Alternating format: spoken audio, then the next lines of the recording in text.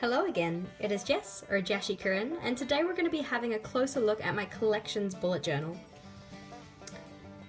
This video was actually requested a couple weeks ago when I uploaded my video about my various bullet journals and what I use each one for. So for today I figured we'd just look a little bit more closely at my collections bullet journal and what I do and don't keep in there. So for this journal I use my LT 1917 in the colour Royal Blue. This is the A5 or medium size with the dot grid. As you're probably aware by now, I am a little bit of a Lake Term fangirl, so most of my journals have been Lake Terms. I started this journal back in mid-September 2017 when I was realizing that my bullet journals were filling up kind of fast because of the collections that I wanted to put in them. It was also kind of irritating having to migrate collections at the end of a bullet journal, when realistically these were collections that I was going to want to have in every single journal I had. So as a solution I started this journal, which is dedicated to those long-term collections that I know are going to last longer than the lifetime of one journal.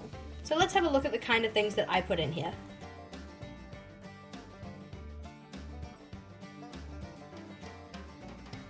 Just a slight disclaimer before we jump into this properly, I will not be showing you guys every single page in here. One, because it would take far too long, and two, because some of them I deem them to be relatively personal and maybe not necessarily something I need to share.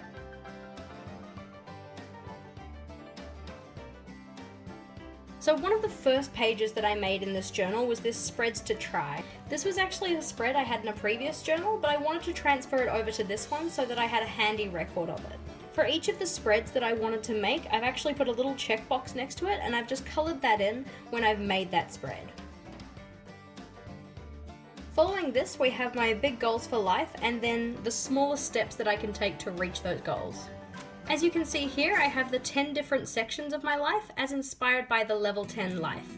This is part of the book The Miracle Morning by Hal Elrod. So for each of these big goals, I have 3 smaller steps that I'm planning to take in the not too distant future to try and achieve those goals.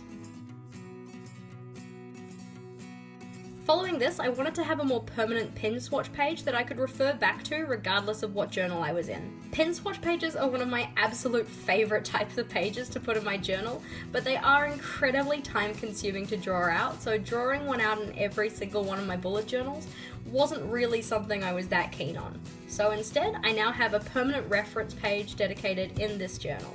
The pens we have listed here at the moment are my Staedtler Tri-Plus Fineliners, my Papermate Inkjoy pens, and then my Tombow dual brush pens. To get this really crisp line on the side here, what I actually did was use some post-it notes to cover this section of my page. This worked really well for making sure my lines stopped where they should have. The only problem was, when I was pulling up the post-it notes on this side of the page, I actually ripped the page slightly. Another fun mistake that I made on this page was when I went to use my pink Inkjoy pen, I accidentally started out with the purple one. So you may be able to see here these 2 lines that are a little bit more purple than they are pink. After this, we have a spread dedicated to the movies that I want to see. The way this page works is that I've just ruled the outside of the page and then ruled another line through for each row. After this, I just write in the title of each movie that I want to see, and then once I have seen it, I can go back and colour it in. What I decided to do for this one is that I have a 4-colour rating scale. So green is a movie that I would certainly watch again and really enjoyed. Yellow was a movie that I really enjoyed but wouldn't necessarily watch it again. Orange is something that was, good for a laugh, but maybe not my favourite. And then, with quite a jump, we have pink, which is something that I really didn't like. After this, we have my When Did I Last and Programs to Reinstall When My Computer Dies pages. My computer has a slight tendency of crapping out, so every so often I do have to fully reinstall my operating system. This was a page that I made in my first bullet journal and then wanted to transfer into a more permanent location. For my When Did I Last page, I don't actually use this as much as I used to because I now have trackers associated with most of these things in my current bullet journal. The way this page works, however, is that we have an initial for each month of the year and then the tasks that I'm trying to track in terms of when I last did them. When I do that task, I then put the number of the date in the relevant column for the month that I completed it in. After this, we have my Xbox Gamerscore tracker and my 100 days of productivity. For my Xbox Gamerscore tracker, when I reach that gamerscore, I colour in the box. For the bigger milestones like the thousands, I like to keep a record of what date I actually achieved that gamerscore. The 100 Days of Productivity challenge was something that I actually found on Tumblr. The general idea is that you try to do one thing that is genuinely productive each day. Instead of just tracking the days that I was productive, I actually wanted to track the types of things I was doing to be productive. So you'll see here that I have each of the numbers down the left-hand side, followed by a coloured dot. The coloured dots represent the different areas of my life that I was trying to be productive in. So for instance, blue is actually for anything school related, orange is for anything goals related, and pink is for anything that's kind of personally productive or a personal achievement. Along with this, at the end of each task, I wrote down the date using one of my pink Staedtler fineliners. Since I've gone back to school, however, I haven't actually been recording the things I've been doing which are productive because I felt like I just don't have enough time. Eventually though, I will get back onto it and start recording the things I have been doing. Following this, I have a page dedicated to quotes that I want to letter at one stage, and Instagram post ideas and bullet journal theme ideas. I also have a page dedicated to my wish list and the books that I intend on reading.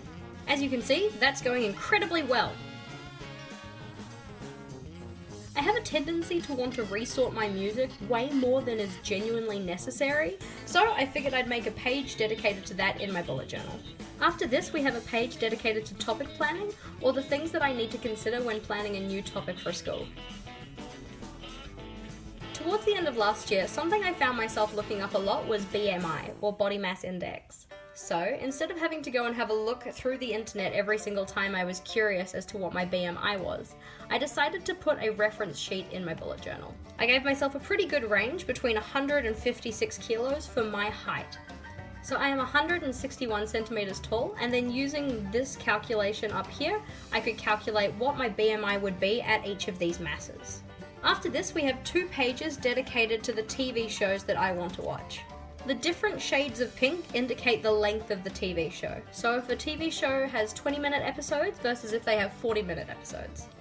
I've also got each one having a certain number of boxes depending on the number of seasons that are available. Once I've finished a show, and all of the boxes are coloured in, I then go over and colour in the name of the show and write done at the end of it. After this, I have a page dedicated to my Tombow dual brush desk stand. So I wanted to make sure that when the bottom of my desk stand inevitably falls off and all of my pens end up all over the floor, that I put them back in the order that I like. I don't actually use the colour order outlined on the Tombow colour wheel, I instead have a different colour order that I personally prefer. So to make sure that I always had a reference of where each pen actually belonged, I put that in my bullet journal. At the moment, my partner and I are actually hunting for our first house. So as part of that, I wanted to make a spread dedicated to this in my bullet journal. The idea is that for each property that we go view, I can write down the address, the suburb, number of bedrooms, bathrooms, and whether they have any kind of car parking facilities, the RV and IV, along with the type of sale, what my feelings about it were, what his feelings were about it, and then whether we were going to pursue that sale or not. After this, I have my Instagram tracker, which are kind of little Polaroid shapes that I then colour in when I reach that milestone, as well as a reference for bounce lettering. Following this, I also have a page dedicated to any YouTube and Facebook ideas that I have, and also a page dedicated to things that I've done as a maid of honour for my best friend. Although this one doesn't have a title yet, this is actually my YouTube subscriber tracker. I also have a page dedicated to the KonMari method, which is a totally awesome way to get yourself sorted in terms of tidying up your space. Because I have the full set of the Tombow dual brush pens, I actually am not sure what comes in each of the 10 packs that you can buy. So, for that, I decided I needed to have a reference sheet in my bullet journal so that I could recommend packs to people if they wanted to get certain colours that I use. The final page that I have in my collections bullet journal at the moment is a page dedicated to what we call the Good Eats Club. Once a month, me and my friends try to go out for a meal together, just as a way to keep in touch and also make sure that we're trying new things. So the information that I take down on this page is the month and year that we went, who decided on the venue, and what that venue was. That's all of the collections that I have in my bullet journal at the moment, but as you saw on that first page, there are plenty more that I am intending on putting in. My general rule for putting collections in this bullet journal is that I'm expecting them to last longer than the life of my day-to-day bullet journal that I'm currently using. So for example, for my 100-day productivity challenge, I started that last year, but there was actually less than 100 days left of that year. Because my 2017 bullet journal was filling up fast, I knew I needed to put that collection somewhere where I could have all of the relevant pages in one place. In terms of my trackers for my social media following and for my Xbox score, for instance, I know that I'm going to need that for longer than the life of just one bullet journal because the goals that I have on those pages are pretty high. You'll also hopefully have noticed that some of those pages are reference items, so for instance the bounce lettering reference and also the BMI reference. Hopefully this video was insightful for you guys as to how I use my collections bullet journal. If you have any thoughts, comments or feels, please do leave them in the comment section below, and if you liked this video, please make sure to give it a big thumbs up. I post videos every Thursday and Sunday, so if you want to see more from me, make sure to hit that subscribe button. Until next time, bye!